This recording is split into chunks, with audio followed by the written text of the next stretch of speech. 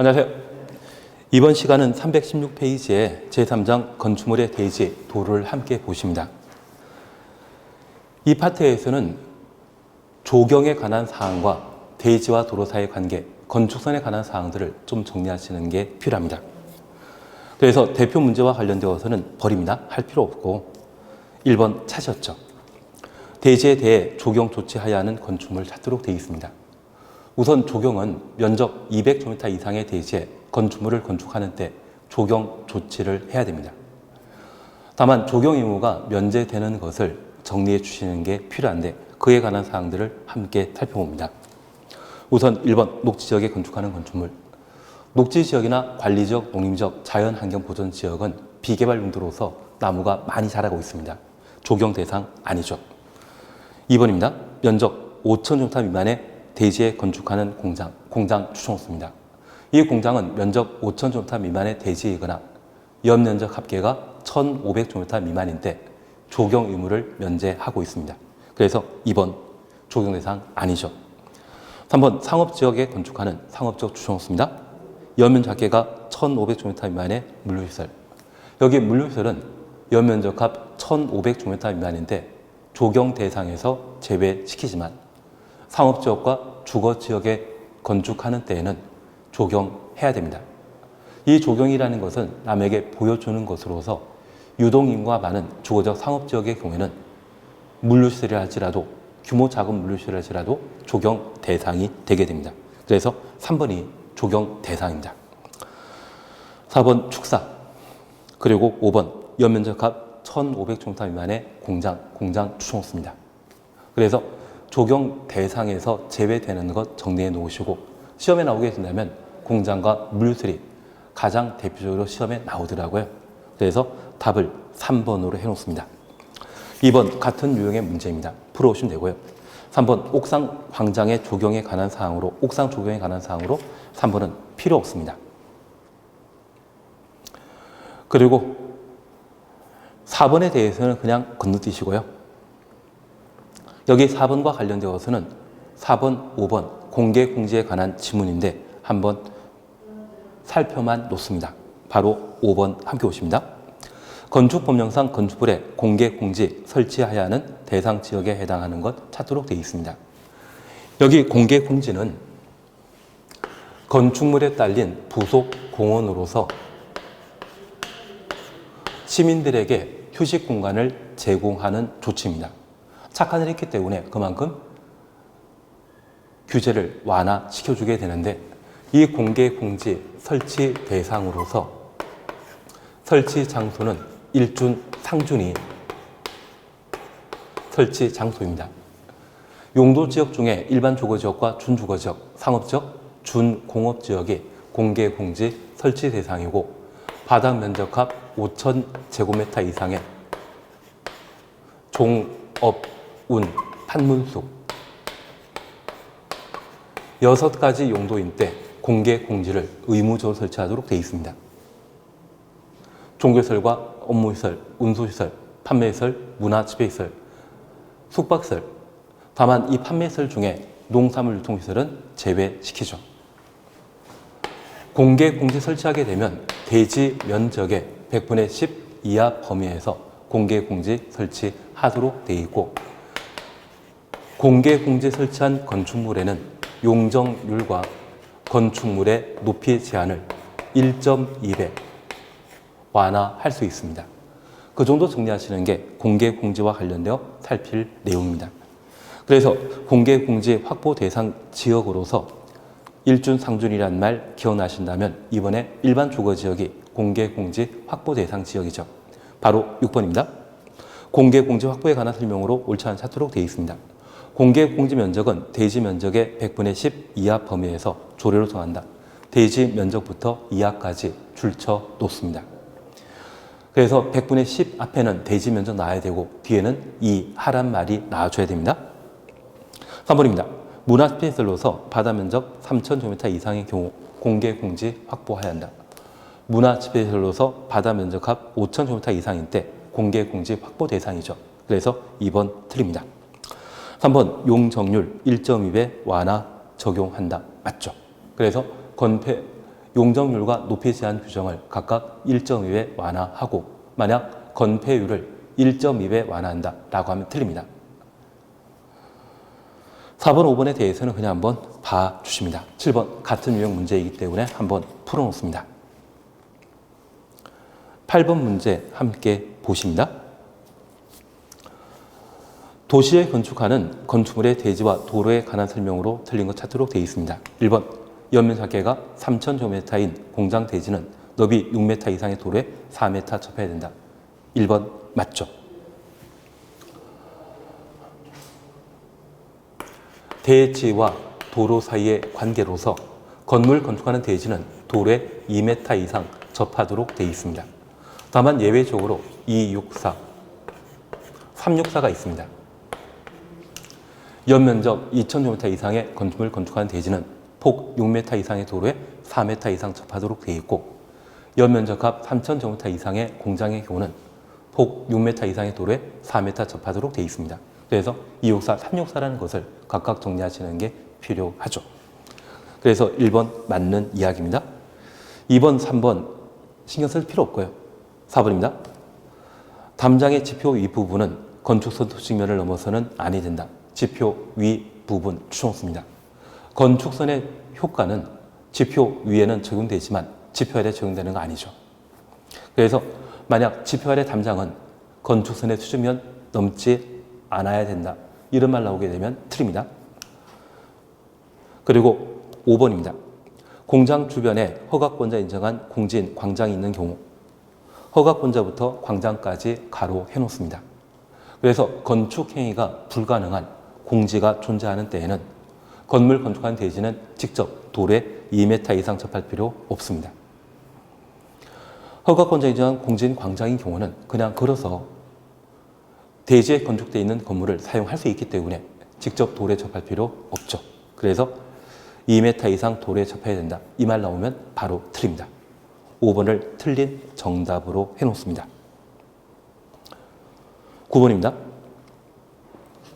대지와 도로에 관한 설명으로 오는 것 찾도록 되어 있는데 1번 신경 쓰지 마십시오. 옹벽에 대해서는 최근 시험에 안 나오더라고요. 신경 쓸 필요 없습니다. 그리고 2번 건축의 대지는 6m 이상 이 보행과 자동차 통행이 가능한 도로에 접해야 된다. 건물 건축하는 대지는 2m 이상 도로에 접하면 되죠. 그래서 6m 이상이란 말 대신 2m 이상이란 말로 대신해야 됩니다. 여기 이상이란 말이 나오게 되면 앞에는 법에 정한 기준을 충족한 때 옳은 지문이 되게 됩니다. 그래서 2번 틀린 지문이 되게 됩니다. 3번 도시군 계획설에 건축하는 가설 건축물의 경우 적용 의무 있다. 적용 의무 없습니다. 도시군 계획설에 건축하는 가설 건축물은 존속기간이 3년입니다. 3년 뒤에 철거하게 되면 나무 함께 베어버릴 텐데 그건 낭비이죠. 그래서 적용 의무가 면제 생략되게 됩니다. 5번 바다 면적합 5,000제곱미터 이상인 농산물 유통시설의 경우 공개 공지 설치해야 한다. 농산물 유통시설은 공개 공지 설치 대상에서 제외시켰습니다. 5번 건축의 지표 아래 부분은 건축선의 수직면 넘을 수 있다. 지표 아래 부분 추천없습니다. 건축선의 효과는 지표면 위에 적용되는 것이고 지표 아래 적용되는 것 아니죠. 그래서 5번 틀린 정답이 되게 5번 틀린 지문이 되게 됩니다. 5번 옳은 정답이 되게 됩니다. 지표 아래 부분은 건축수 직면 넘을 수 있다. 지표 아래 부분은 적용되지 않는다는 생각하시고 9번은 답을 5번으로 해놓습니다. 그리고 10번에 관한 사항은 신경 쓰지 마십시오. 그리고 322페이지에 대표용 문제 그냥 지나가시고요. 그리고 11번 문제는 응용에 관한 문제인데 11번 정답만 살펴놓습니다. 갑은 대지에 높이 4m, 연면 작계가 200제곱미터인 건축물을 신축하려 한다. 건축 규제에 위반되는 것 찾도록 되어 있습니다. 갑은 건축 위에 건축 신고하였다.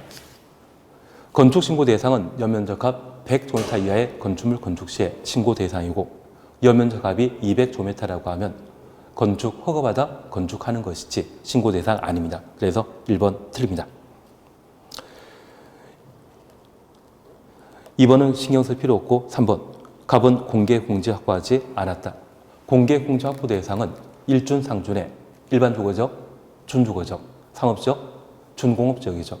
바다 면적합 5,000제곱미터 이상의 종업운 판문수, 바다 면적합 5,000제곱미터 이상 건축물이 공개 공지 확보 대상이기 때문에 연면적계가 200제곱미터인 건축물은 공개 공지 확보 대상 아닙니다. 그래서 3번 옳은 지문이고요. 4번 갑의 대지는 보행과 자동차 통행이 가능한 도로에 3m 접하고 있다.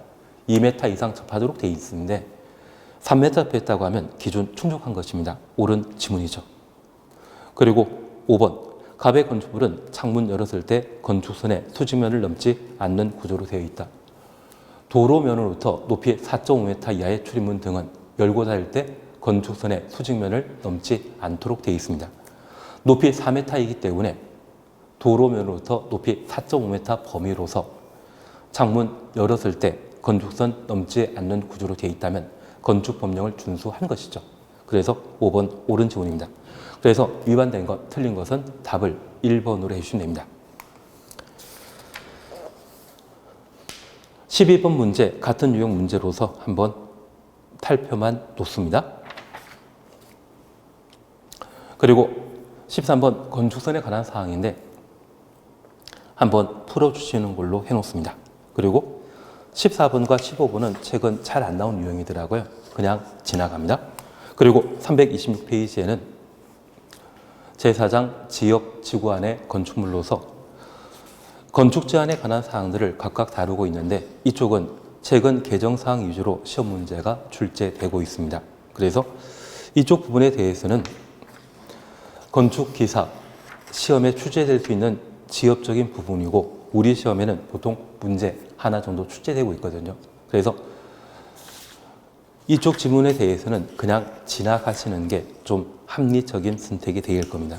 그래서 326페이지부터 329페이지까지는 그냥 버리는 쪽으로 해놓습니다. 그리고 330페이지에 문제 함께 보시는데 6번, 7번에 대해서는 그냥 지나가시고요. 8번, 9번 건축 면적과 바닥 면적에 관한 문제를 각각 서술하게 됩니다.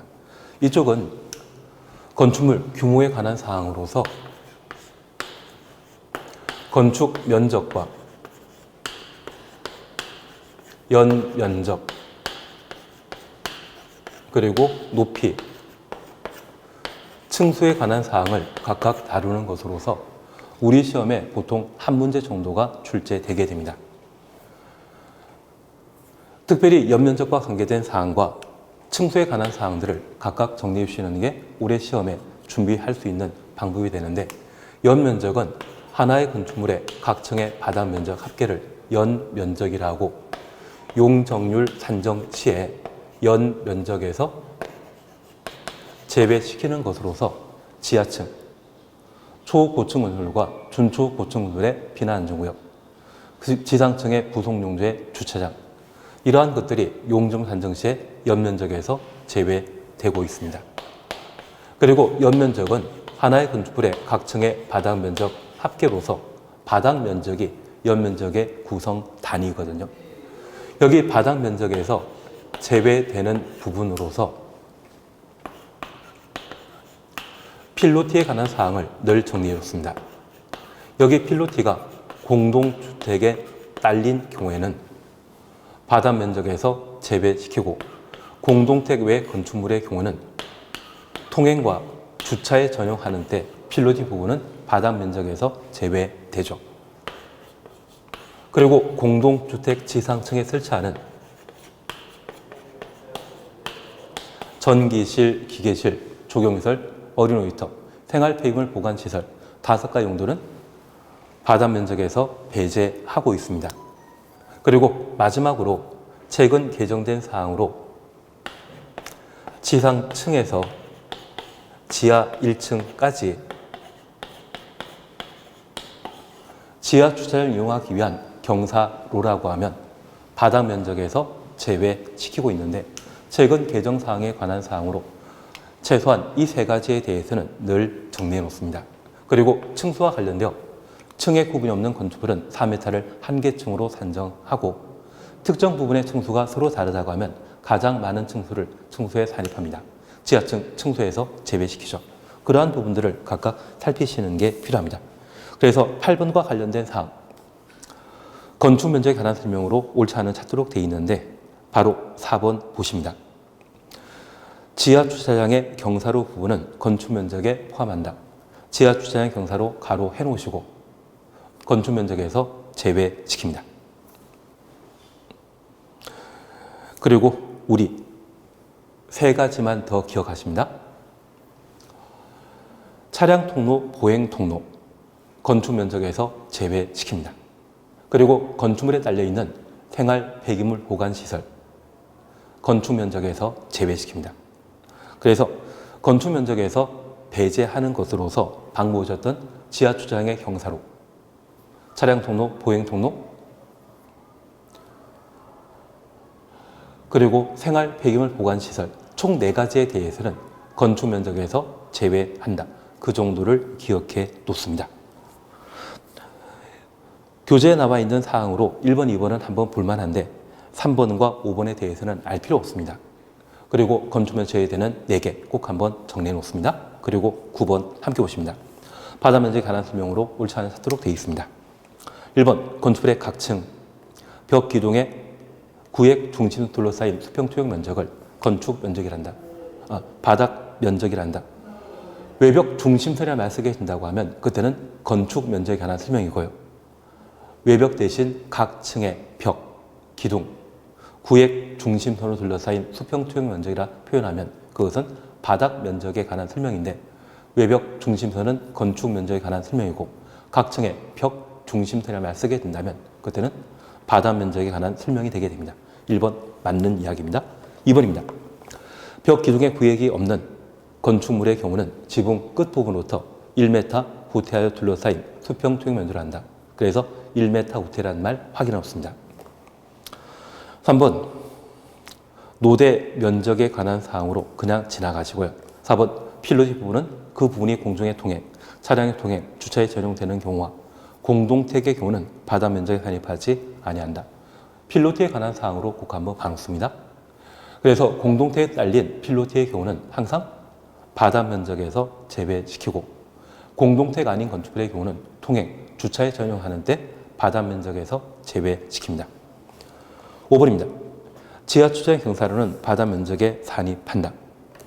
지하 주차장 경사로 지상층에서 지하 1층까지 경사로는 바다 면적에서 제외시켰습니다. 그래서 5번 틀린 정답이 되게 되는데 이 5번이 최근 개정된 사항이거든요. 꼭 한번 살펴놓습니다. 10번에 대해서는 그냥 한번 보시는데 우리 1번만 기억하십시오. 지하층은 용적률 산정 시에 연면적에서 제외하는 부분이죠. 그래서 지하층은 그냥 연면적에 포함되지만 용적률 산정 시에는 연면적에서 제외한다. 그 정도 살펴놓습니다. 11번 계산 문제에 관한 사항으로 그냥 건너뛰시고요. 333페이지에 대표 유형 문제와 12분 문제는 최근 시험에 거의 안 나옵니다. 그래서 지키자. 그리고 13번 하지 마십시오. 그리고 14번입니다. 건축법상 건축물의 면적, 높이 등의 산정 방법에 관한 설명으로 틀린 것 찾도록 되어 있습니다. 1번 건축물이 부분에 따라 층수를 달리하는 경우 그 층수는 가중평균한 층수로 산정한다. 특정 부분의 건물의 층수가 서로 다르다고 하면 가장 많은 층수를 해당 건물의 층수로 산정하도록 되어 있습니다. 1번 틀린 정답입니다. 2번은 건축 면적에 관한 설명으로서 외벽 중심선이라는 말 확인 없습니다. 그리고 3번 지상층의 주차용 가로속에 부속 용도 추정 없습니다. 사용되는 면적은 용적률 산정 시에 연면적에 산입하지 아니한다. 맞죠? 그래서 지하층도 용적률 산정 시에 연면적에서 제외시킵니다. 4번, 5번 보십니다. 지하층 건축물 층수에 산입하지 않는다. 맞죠? 층의 구분이 명확하지 않은 건축물은 4m를 한 개층으로 본다. 맞습니다. 그래서 층수 산정과 관련되어 1번부터 4번, 5번 꼭 한번 정리해 놓습니다. 15번에 대해서는 그냥 지나갈 상관없습니다. 그리고 16번 필요 없고요. 그리고 대표 유형 문제 필요 없습니다. 그리고 17번은 책은 나올 일 없거든요. 그리고 18번, 19번, 20번 높이 제한에 관한 사항인데 그냥 지나갑니다. 339페이지에 제5장 보칙에 관한 사항을 함께 살펴놓습니다. 여기 보칙과 관련되어서는 건축법령과 관련된 특례 규정에 관한 사항으로 특별건축구역에 관한 사항과 건축협정 그리고 결합건축 이 세 파트를 현재 돌아가며 시험에 출제하고 있습니다. 그래서 작년 같은 경우는 특별건축구역과 관계된 사항을 시험에 출제했는데 그 전에는 결합건축, 3년 전에는 건축협정을 시험에 낸 적이 있거든요. 그래서 이 세 파트에 대해서는 돌아가며 출제하고 있기 때문에 기본적인 사항들은 각각 살필 필요가 있을 겁니다. 그래서 대표용 문제 같은 경우는 작년에 동일한 형태로 시험 문제 나왔었는데 한번 살펴놓습니다.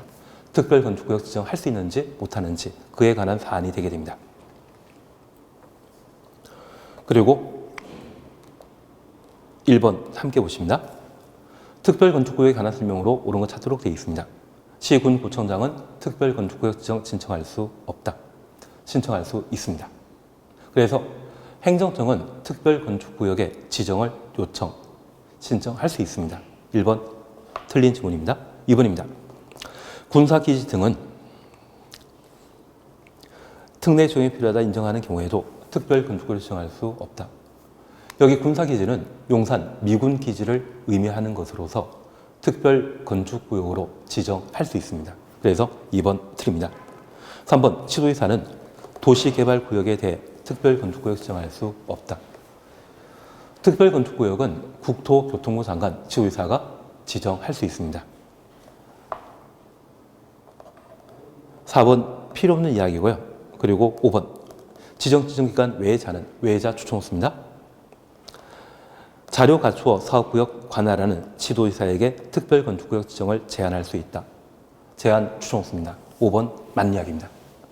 그래서 현재 특별건축구역은 각종 개발 사업이 예정되어 있는 곳이 특별건축구역에 지정 가능하고 개발 제한 구역이나 접도구역, 보전산지, 자연공원 네 곳은 특별건축구역 지정 대상에서 제외시킵니다. 그래서 특별건축구역 지정 대상에서 포함되는 제외되는지 구분해 놓습니다. 그리고 현재 특별건축구역의 지정권자는 국장, 시도지사가 특별건축구역을 지정할 수 있는데 이들은 직접 또는 지정기관에 신청받아 특별건축구역을 지정할 수 있습니다. 작년에 법을 개정하여 특별건축구역의 지정을 제한할 수 있도록 법을 개정하게 되었는데 이런 지정 제한은 비행정청이 하는 것이죠. 그래서 행정처에 대한 비행정청이 제한할 수 있는데 이렇게 제한하고자 한다고 하면 비행정청은 특별건축구역 지정 제한에 일정한 요건을 갖추어 지정권자 중에 시도지사에게 특별건축구역 지정을 제한할 수 있습니다. 국장에 제한할 수 있다. 이 말로 하면 무조건 틀린 겁니다. 그리고 이렇게 제한하게 되면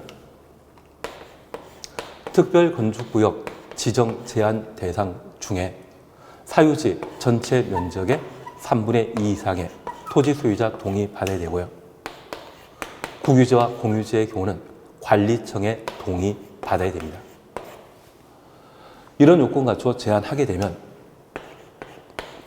제한 받은 날부터 45일 이내 지정 여부 결정하고 지정을 결정한 날부터 14일 이내 특별건축구역의 지정 여부를 제한한 자에게 통지하도록 되어 있습니다.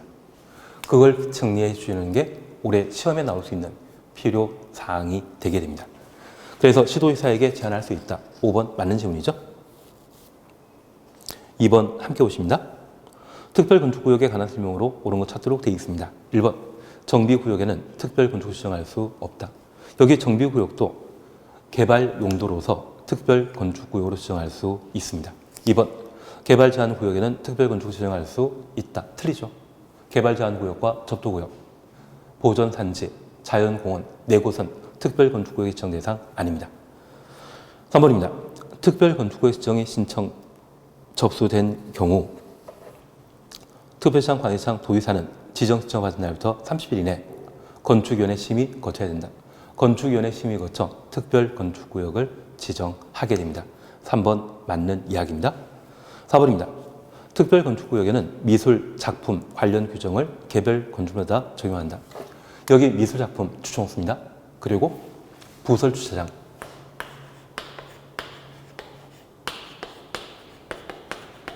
그리고 공원, 이 세 가지에 대해서는 통합 적용하도록 되어 있습니다. 그래서 4번 틀린 겁니다. 5번입니다. 특별 건축구역 지정하는 경우 국토계획법에 따른 용도지역 지정 있는 것으로 본다. 특별 건축구역 지정되었을 때 도시군 관리 계획이 결정된 것으로 의지하지만 용도지역의 지정 변경 등은 제외시킵니다. 그래서 용도지역 지정 있는 것으로 본다. 이 말 자체가 잘못된 것이죠. 그래서 2번은 답을 3번으로 해놓는데 여기 2번까지는 어떻게든 풀어놓으셔야 됩니다. 3번 하지 말자. 그리고 4번은 건축협정과 관련되어 최근 기출문제를 응용한 지문인데 크게 신경 쓸 필요 없습니다. 바로 5번 함께 보십니다. 건축협정에 관한 설명 틀린 거 찾도록 되어 있습니다. 1번 건축의 소유자 등은 과반 동의로 과반 동의 추천했습니다. 리모 등에 대한 건축협정 체결할 수 있다. 체결 동의라고 씁니다. 건축협정 구역에 건축협정 체결하고자 한다고 하면 토지 등의 소유자 전원 합의로 건축협정 체결할 수 있거든요. 그래서 과반 동의로 체결한다. 이 말 자체가 잘못된 것입니다. 그리고 5번 봐주십니다. 협정 체결자 등은 건축협정 폐지하려는 경우 폐지 추천했습니다. 여기 건축협정 폐지하고자 한다면 특례 적용하여 착공 신고한 날부터 20년 경과된 때 폐지할 수 있습니다. 그리고 폐지하고자 한다면 협정 체결자 과반 동의 받도록 되어 있습니다. 그래서 과반 동의 추천했습니다. 그래서 건축협정과 관련되어서는 체결하고자 한다면 토지 등의 소유자 등의 전원 합의 거쳐 전원 동의받아 건축협정 체결하는 것이고 이를 폐지하고자 한다고 하면 특례 적용하여 착공 신고한 때부터 20년 경과하고 협정 체결자 과반 동의받은 때 폐지할 수 있죠. 그렇게만 구분해 놓습니다. 그래서 6번 같은 경우에도 함께 정리해 나가시는 게 필요합니다. 5번, 6번 꼭 한번 함께 풀어주십니다.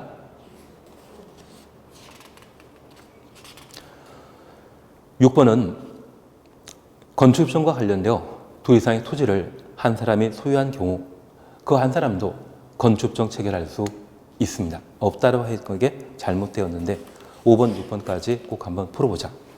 7번 결합건축에 관한 사항인데 얘는 그냥 지나갑니다. 그리고 8번 봐주십니다.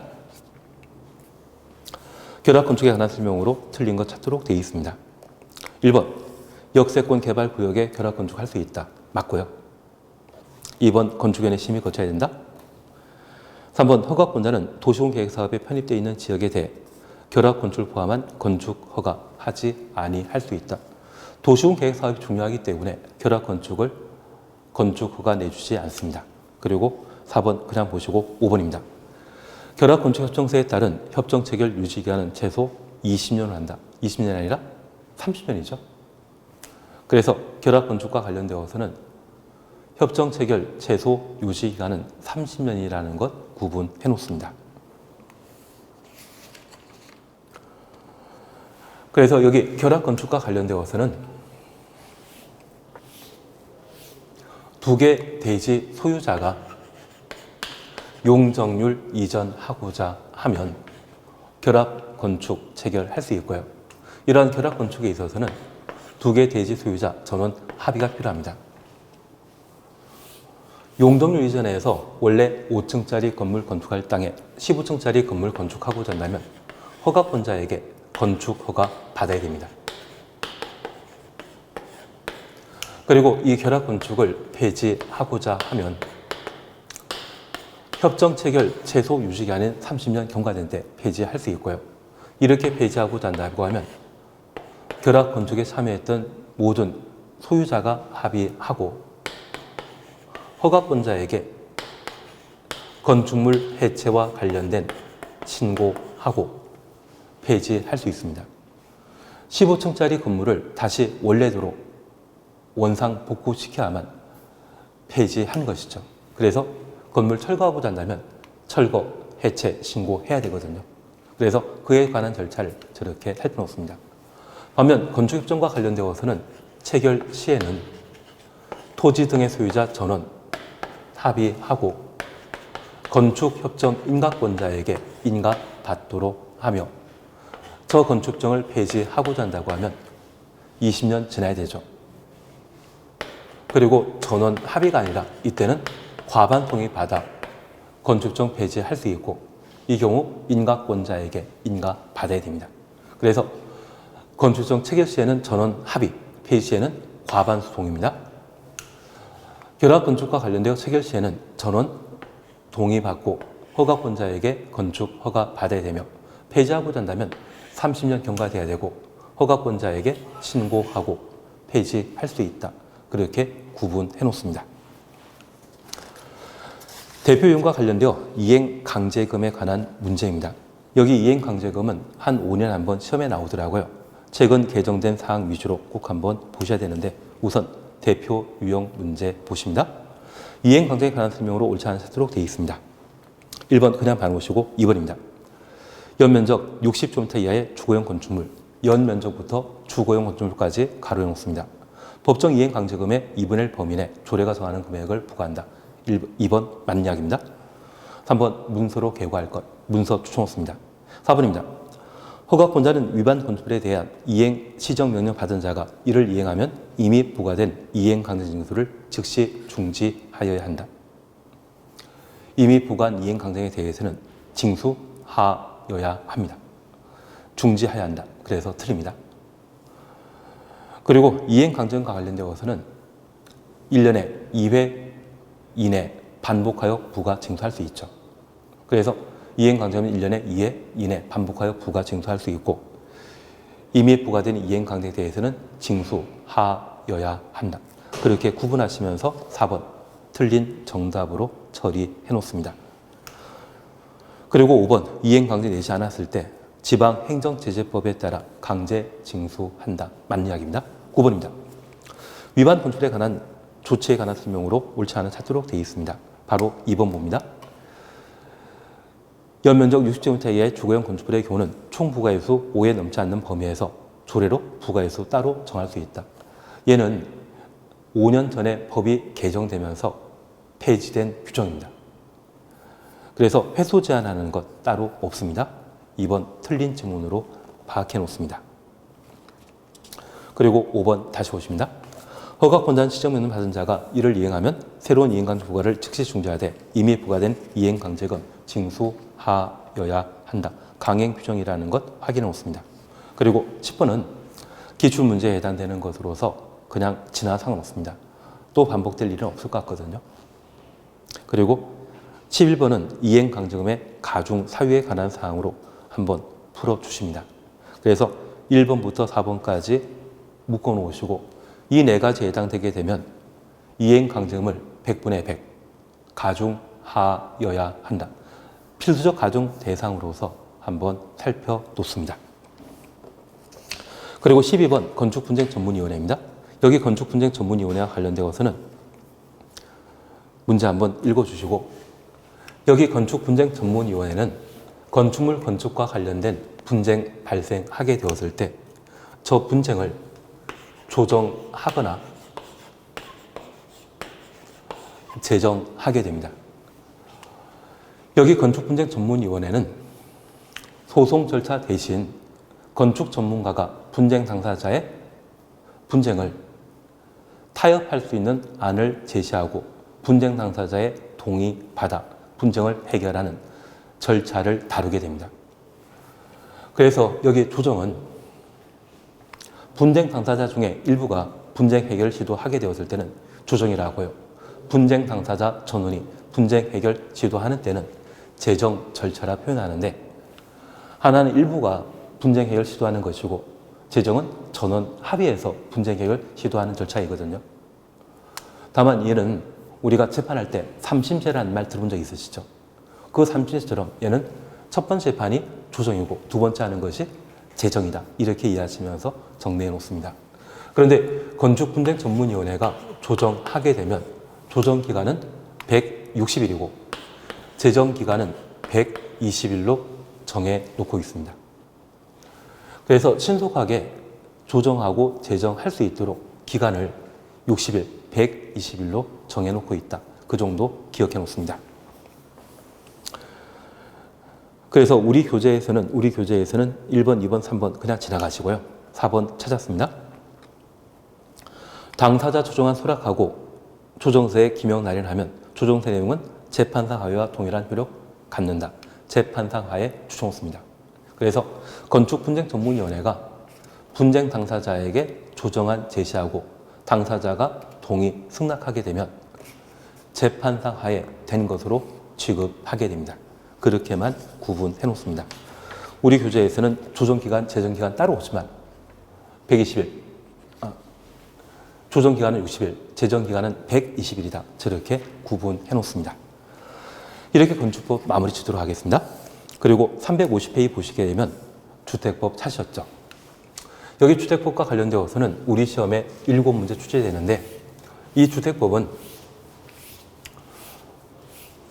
우선 사업계획 승인 대상 주택법의 적용 대상을 우리 시험에 2문제 이상 시험에 출제하고 있습니다. 그리고 올해 시험에 나올 수 있는 것이 있다고 하면 가장 대표적인 것이 도시형 생활택과 관련된 소형 주택의 건설 기준이 되게 됩니다. 그리고 부대시설, 복리시설, 간선시설, 리모델링, 이러한 것들을 각각 구분하시는 게 필요한 것 같습니다.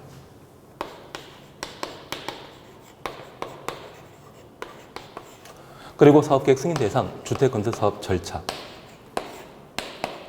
보통 시험에 나오게 되면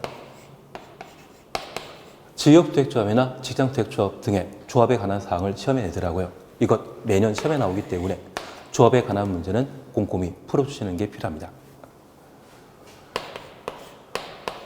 그리고 사업계획 승인 대상 주택건설사업을 시행하고자 한다면 사업계획 승인 받아야 되는데, 저 사업계획 승인 대상과 절차와 관련된 요건을 살펴주시는 게 필요합니다. 그러면 이런 방법으로 주택을 건설하게 되면 일반인에게 분양하게 되는데, 이를 주택 공급이라 하고, 이 공급과 관련되어서는 분양가 상한제 적용 주택, 최근 개정된 투기과열지구의 지정 기준, 그리고 함께 개정된 조정 대상 지역, 이러한 것들을 각각 살펴봤습니다. 그리고 주택법에서는 공동주택의 리모델링에 관한 절차를 따로 다루고 있거든요. 그래서 이러한 파트가 우리 시험 범위가 되게 될 겁니다. 그러면 우선 350페이지의 대표용 문제에 대해서는 그냥 풀어놓습니다. 그리고 1번 그냥 한번 풀어보시고, 이쪽은 용어 정의와 총칙과 관련된 파트에 대해서는 그냥 한번 풀어보시는 게 가장 좋습니다. 그리고 2번 찾으셨죠? 준주택에 해당되는 것을 모두 고른 거 찾도록 되어 있습니다. 여기 준주택은 주택 아니죠. 오노닥이라는 말 기억하십니다. 그래서 오피스텔, 노인복지주택, 실버타운을 말합니다. 다중생활시설, 기숙사, 네 가지가 준주택입니다. 그래서 기억에 다가구택은 주택이죠. 그리고 공간, 주택법에 따라 건설하는 대상 주택이 아닙니다. 그리고 디귿, 다세대 주택, 사업계획 승인 대상 주택이죠. 그리고 리얼 기숙사, 그리고 미음번의 오피스텔. 그래서 리얼, 미음이 조합되어 있는 2번을 답으로 넣습니다. 오노닥이라는 말 기억하시면서 준주택 살펴주셔야 됩니다. 3번에 대해서는 한번 풀어주셔야 됩니다. 3번은 그냥 한번 풀어놓습니다. 여기 3번과 옆에 페이지의 4번, 이러한 것들은 최근 기출문제 다루어진 것으로서 한번 살펴놔야 될 겁니다. 그리고 5번 공공택지에 관한 사항인데 그냥 한번 답만 살펴놓습니다. 바로 354페이지에 대표 요용 보십니다. 주택법령상 도시형생활주택에 관한 설명으로 틀린 것 찾도록 되어 있습니다. 1번 도시형생활주택은 세대수가 150세 미만이어야 된다. 300세 미만이죠. 그리고 박스에는 소형주택과 관련된 요건을 두게 됩니다. 소형주택은 공동주택 중에 하나입니다. 최대 주거전적은 60제곱미터 이하일 것, 50에서 60으로 바뀌었습니다. 주거생활 가능하도록 욕실, 부엌 설치하고 세대 주거전적이 30제곱미터 미만의 경우는 욕실과 보일러실 제외한 것을 하나의 공간으로 구성할 것, 30 이상인 때는 욕실, 보일러를 제외한 것을 침실과 그 밖의 공간, 여기 그 밖의 공간이라면 바로 거실이나 부엌을 말합니다. 침실과 거실 등을 별개로 할 수 있다. 그런 개념입니다. 대신 주거전적 30제곱미터 미만의 경우는 그 침실 그리고 부엌 이러한 것들을 하나의 공간으로 구성하는 반면 30제곱미터 이상일 때는 침실과 그 밖의 공간으로 구성할 수 있다는 것 확인하십니다. 이러한 침실은 최대 3개까지 가능하죠. 침실 2개 이상인 것을 소형주택 전체 세대 3분의 1까지만 할 수 있다는 것 확인하십니다. 그리고 지하층에는 설치할 수 없죠. 그래서 소형주택과 관련된 건설 기준 꼭 한번 살펴주실 것. 2번 그냥 한번 보십니다. 3번입니다. 도시지역에 건설하는 세대별 주거전용 면적이 85제곱미터인 아파트는 도시형생활주택에 해당하지 않는다. 3번 맞습니다. 현재 도시지역에 건설하는 도시형생활주택은 단지형 연립주택과 단지형 다세대, 소형주택 3가지인데 단지형 연립, 단지형 다세대주택은 그 주거전적을 85제곱미터까지 할 수 있지만 소형주택의 경우에는 60제곱미터까지만 할 수 있거든요. 그러면 아파트 형태로 건설할 수 있는 것은 소형주택만 아파트 형태로 건설할 수 있는데 그때 최대 경우는 60제곱미터이지 85제곱미터 될 수 없을 겁니다. 취지 이해하시겠습니까? 그래서 현재 아파트 형태는 단지형 연립, 단지형 다세대주택은 불가능하다는 것 기억하시고 소형주택만 가능합니다. 소형주택으로 아파트 형태를 만들게 된다고 하면 최대 주거전용 면적은 60제곱미터까지이죠. 그런 측면에서 3번 옳은 지문이 되게 됩니다. 4번입니다. 도시형생활주택은 분양가 상한제 적용되지 않는다. 분양가 상한제 적용사항에서 제외시킵니다. 여기 분양가 상한제 적용사항에 제외되는 가장 대표적인 지문으로서 도시형생활주택과 그리고 관광, 특구가 시험에 잘 나오더라고요. 그리고 4번 준주거적 추정수입니다. 그리고 상업지역에 있어서는 소형주택과 도시형생활주택 외 주택을 함께 건축할 수 있습니다. 그래서 상업지역 준주거지역 장소가 있다고 하면 도시형 생활주택인 소형주택과 그 밖의 주택을 함께 건축할 수 있다. 그렇게 구분해 놓습니다. 그리고 6번 꼭 풀어오셔야 되죠. 틀린 거 찾도록 되어 있는데 바로 4번입니다. 세대 주거전적이 80제곱미터인 경우 소형주택에 해당한다. 소형주택은 최대 60제곱미터까지 건설할 수 있죠. 그래서 답을 4번을 놓습니다. 7번은 세대 구분형 공택에 관한 건설 기준인데 한번 풀어놔 주십시오. 그리고 다음 페이지의 대표 유형 문제는 박스 속의 기업, 기존 세대 포함하여 2세대 이하일 것. 그래서 기존 공동주택을 세대 구분형 공택으로 개조하게 되면 기존 세대 포함하여 2세대까지 가능합니다. 그리고 디귿에 전체 세대수의 10분의 1, 동해 세대수의 3분의 1 각각 초과하지 아니할 것. 그래서 수치 기준이 적용되게 되는 기업 디귿이 기존 공동주택을 세대 구분형 공택으로 개조할 때 기준이라는 것 확인해 놓습니다. 그리고 8번 부대시설 봉쇄설에 관한 8번, 9번 부대시설 봉쇄설에 관한 문제인데 꼭 한번 풀어주시는 게 필요합니다. 그리고 358페이지 리 모델링입니다. 틀린 거 찾도록 되어 있는데 바로 4번 보십니다. 기존 세대 증축 가능 면적 합산한 면적 범위에서 기존 세대수의 30% 이내 세대 증가는 증축 행위할 수 있다. 현재 리모의 사업은 수직 증축형 리모의 사업과 세대수 증가형 리모델 사업으로 구분하게 되는데, 세대 증가형 리모델 사업하게 되면 기존 세대수의 15%까지만 세대에 쓸릴 수 있죠. 그래서 4번 틀린 지문이 되게 됩니다. 11번 그냥 한번 풀어놓습니다. 그래서 여기 적용 범위와 관련되어 또는 용어 정의와 관련된 사항은 어떻게든 두 문제 정도가 시험에 출제되고 있거든요. 그래서 가장 최근에 개정된 소형 주택 위주로 정리해 놓으시고, 부대설 공설에 관한 문제, 리문에 관한 문제, 이러한 부분들을 각각 살피시는 게 필요했었습니다. 이번 시간 여기까지 함께 하시고, 다음 시간에 350페이지의 제2장 주택건설을 함께 살펴나가도록 하겠습니다. 다음 시간에 뵙겠습니다.